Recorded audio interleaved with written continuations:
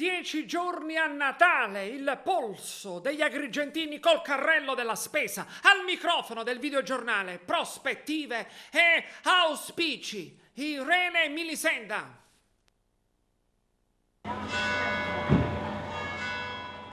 Il 2016 è stato un anno difficile, ma recessione economica ed instabilità politica non dovrebbero oscurare il Natale, la ricorrenza per eccellenza di tutti gli italiani.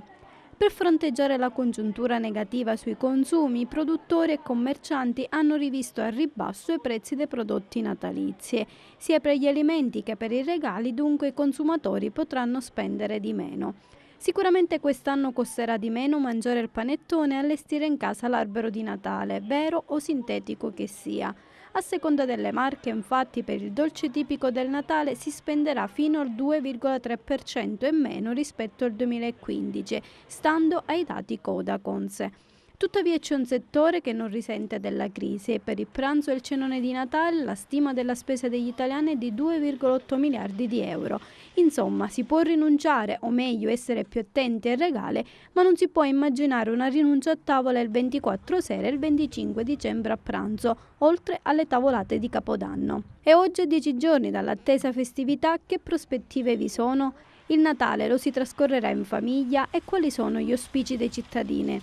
La cosa più importante non è la preparazione del panettone, è la spiritualità che ci deve distinguere, perché siamo in tempi molto brutti e dobbiamo pensare agli altri che purtroppo non hanno niente.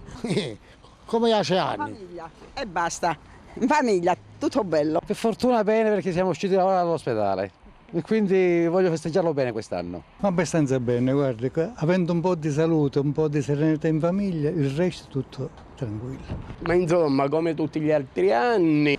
In famiglia, le solite cose che si fanno ogni anno. Le spese e i regali come va? Ma insomma, qualche regaluccio c'è sempre per i bambini di più, non tanto diciamo.